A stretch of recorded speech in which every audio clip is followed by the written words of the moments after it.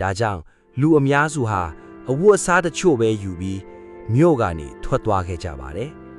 ဒါပေမဲ့အဲ့ဒီမြို့ကိုဘယ်တော့မှပြန်မလာနိုင်တော့ပါဘူးရွှေ့ပြောင်းခြင်းပြီးနောက် Pride Fest ဟာလုံးဝစွန့်ပစ်ခံထားရတဲ့မြို့ဖြစ်သွားခဲ့ပါတယ်ကျောင်းစာအုပ်တွေကစားရရာတွေအိမ်အတုံးအဆောင်တွေလူတွေထွက်ပြေးသွားခဲ့တဲ့အတိုင်းကျန်နေခဲ့ပါတယ်ဒီဒီနေ့အထိ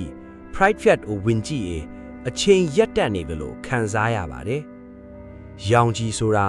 မမြင်နိုင်အနံ့မရနိုင်ဒါပေမဲ့လူခန္ဓာကိုယ်ကိုအလွန်အန္တရာယ်ပေးနိုင်တဲ့စွမ်းအင်တစ်မျိုးပါပေါက်ကွဲမှုကပ်ပြီးရဲ့ကြောင့်ရောင်ကြီးတွေဟာ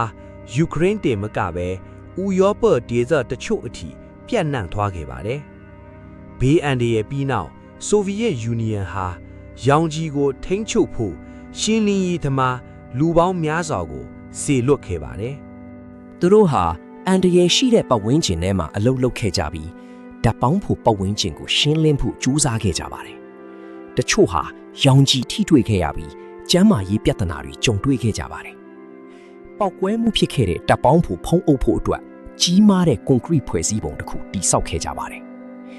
လူတွေထွက်သွားပြီးနောက်ပရစ်ဖြတ်နဲ့ချာနိုဘယ်ဒေသမှာတဘာဝပတ်ဝန်းကျင်ဟာတဖြည်းဖြည်းပြန်လည်ရှင်းတန်လာပါတယ်ဝမ်ပလူရီတွေတမင်းတွေတောရိုင်းတရိတ်ဆန်တွေပြန်တွေ့လာရပါတယ်ဒါပေမဲ့တချို့သိပ္ပံပညာရှင်တွေကတော့ရောင်ကြီးရေရှည်အကျိုးသက်ရောက်မှုများဆက်လက်လေ့လာနေစေပါဒီနေ့မှာတော့ချာနိုဘယ်ဟာခရီးသွားတွေတွားရောက်လေ့လာတဲ့လျှို့ဝှက်စမ်းကြဲသောနေရာတစ်ခုဖြစ်လာပါတယ်ဒါပေမဲ့တချို့နေရာတွေမှာ